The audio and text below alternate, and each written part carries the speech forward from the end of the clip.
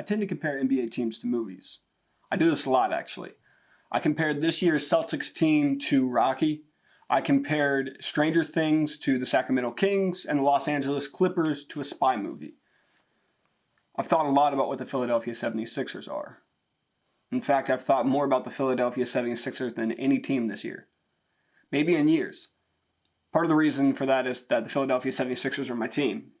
Them and the Cleveland Cavaliers. But the Sixers are a puzzling team. They have Joel Embiid, who is the best center in the NBA, but has also had performances that are just head-scratching.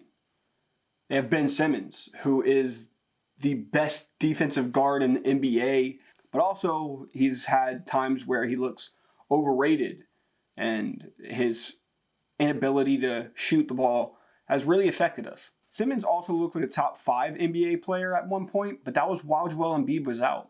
So what should the Sixers do? Do they need to break up Simmons and Embiid? And if so, who do they choose? The Philadelphia 76ers struggles are very similar to another Philly native's portrayal of struggle.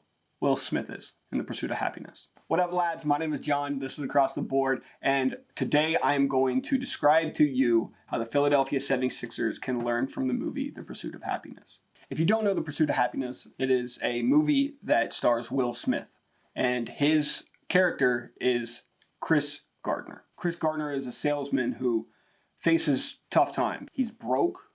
His wife leaves him due to financial trouble. He loses his house due to financial trouble. He's homeless. All of this is while he's clutching on to 3 very important things. He's clutching on to his son, Christopher. He's clutching on to these scanners. And he's clutching on to a dream. Chris's dream is to be happy, and the first inkling that he sees of happiness in the film, other than his son, is when he sees these stockbrokers. They're so happy, and he doesn't understand why he can't be that happy. But Chris holds on to this dream. He puts his life into these scanners. Now, these scanners that Chris has, they're bone density scanners. They help out, they make a more dense picture of x-rays, and unfortunately, doctors don't really need them anymore, and they're very expensive. But he has to hold on to these because they're what gets him by while he's trying to chase a dream. And to me, these scanners are draft picks. Sam Hinkie's draft picks. This is the start of the process. Now, the process is Sam Hinkie, the former general manager of the Philadelphia 76ers, coming in and going, look, we're going to tank, we're going to suck, this is going to be a rebuilding process. And I believe, and he had a very analytical mind, that if you accumulate high draft picks, you're going to have a terrific chance at getting a high potential, high caliber player. Sam invests his entire idea, his entire philosophy into these draft picks. And honestly, spoiler, in the end, it gets Joel Embiid and Ben Simmons. Chris proves his brilliance when he solves a Rubik's Cube. This Rubik's Cube is supposedly tough. There's commercials about them, and he impresses Mr. Twistle while he does this. Though on the outside looking in, Chris looks insane. I mean, he's hounding a guy outside of a stockbroking company, but he just needed one opportunity. He just needed one chance to show them that he was brilliant. He convinces Mr. Twistle that he's brilliant, and Sam does to the Philadelphia 76ers as well. But that's not enough. He has to go into that job interview. He has to make them believe. Chris walks in, paint all over his shirt, wife beater on, and had just been released from jail for overpaid parking tickets. Sam didn't have that extreme of a challenge in the interview, but in his press conference, he sold the Philadelphia 76ers fans on the process. This would not have worked in probably most NBA cities. But Philadelphia was looking for something. They were looking for something to believe in. And they believed in this man's insane, analytical dream, even if it meant to be terrible. Most people wouldn't have done that. Now, Chris sits in this interview and he charms the stockbrokers into giving him a job, even when the head guy asks, Chris, what would you say if I hired a man with no shirt? He must have had on some really nice pants.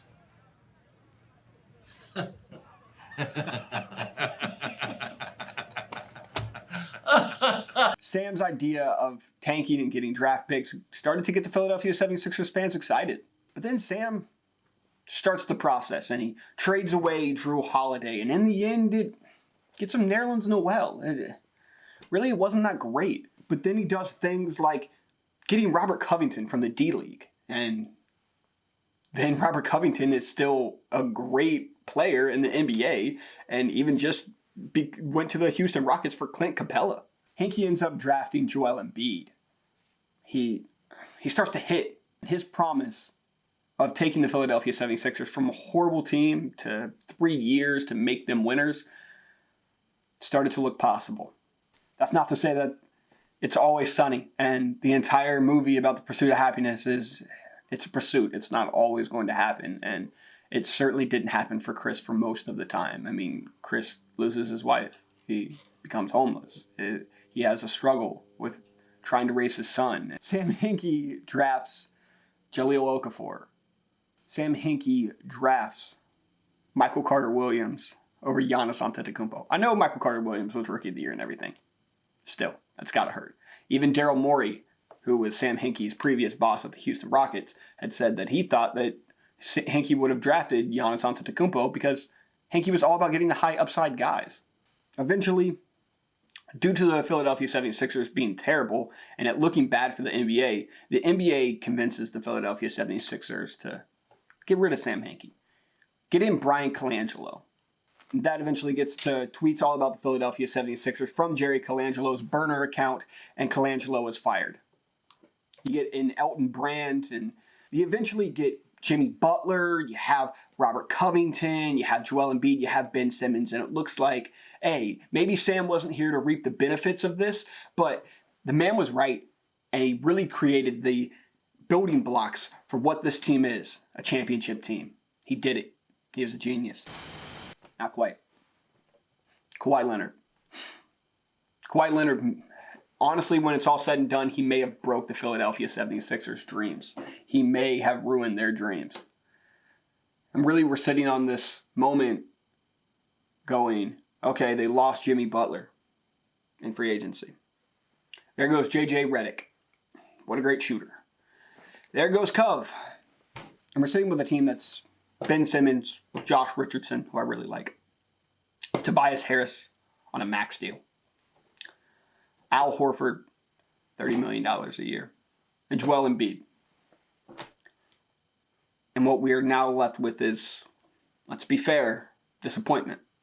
So now we sit with the 2019-2020 Philadelphia 76ers at a crossroads here. They're locked up with a ton of money into these players. Ben Simmons, Joel Embiid, two of the maybe 10 best players in the NBA. Some of the best young players that there is. Maybe the most talented team in the East. But there's no closer. There's no Jimmy Butler anymore. Maybe that culture and what's going on. Maybe there's a rift between Embiid and Simmons and CAA and clutch sports. I don't know what it is. But what I can tell you that is lacking is a Chris Gardner. The obvious answer is to just go get Sam Hinkie again, but I don't think the NBA will allow that. They need to get shooters for sure. Maybe it's an assistant GM. Maybe it's a GM. Maybe Elton's got to go. My guess is that it's probably head coach Brett Brown. I know that that's a pretty popular thing, and I think it's popular for a reason. I think Brett's probably got to go. But don't just hire the next guy. Hire a Sam Hinkie. Hire the guy that's going to be unconventional with his ways and a guy that you have to believe in his dream because he is the hardest worker. That's what Philly's about. They lost Jimmy. Jimmy Butler's a Chris Gardner. Jimmy Butler's a Sam Hinkie. Jimmy Butler's going to be in the gym at 5:30 in the morning. He's just different. I think Joel really liked that. I don't know if Ben did. I don't know the rift between Joel Embiid and Ben Simmons, and I'm very worried about that rift, but I don't think that Philadelphia is on a pursuit of happiness. I know how cheesy that probably was. Look, Philadelphia was looking at Daryl Morey. Keep going for it, Philadelphia. Keep going for more. Gerson Rosas, maybe, or I hope I'm pronouncing his name correctly. Maybe they should have went after him. Maybe we need to look into an assistant GM that has an analytical mindset. Maybe go into looking for a new GM with an analytical mindset. Maybe go into look as a coach that has a different mindset. Maybe that's Jay Wright. Maybe that's Mark Jackson. Maybe that's calling Steve Kerr on the phone and trying to change your destiny in the pursuit of happiness. If we do not do something soon, Joel Embiid is going to be on a pursuit of happiness with Jimmy Butler and Bam Adebayo and winning championships in Miami. Ben Simmons may be on a pursuit of happiness to the Los Angeles Lakers. I think the Philadelphia 76ers are complacent. I think that they've made mistakes and they're making their bed in it. When Chris got punched, when he got knocked down like Rocky, and this city is Philadelphia, Pennsylvania. When you get knocked down, you get back up. I don't blame him for the Al Horford signing. I don't blame him for the Tobias Harris signing. But I will blame them if they do not do their responsibility, which is to continue to pursue the dream that they sold their fans on. They have that obligation in Philadelphia, and they're not doing it right now in my mind. They have the obligation to protect the dream that they sold every fan on. I'm not completely blaming Philadelphia for not getting rid of Al Horford and Tobias Harris right after they had signed them 6 months ago. But you can see that's not working. And it's this offseason. We need to see a fight out of Philadelphia. Because I see fight in Miami, I see fight in Milwaukee, I see fight in Boston. I don't see any fight in Philadelphia. Do not give up on that dream that Sam Hinkie sold you on. Because it's not just Hinkie's dream anymore. It's all of Philadelphia's dream.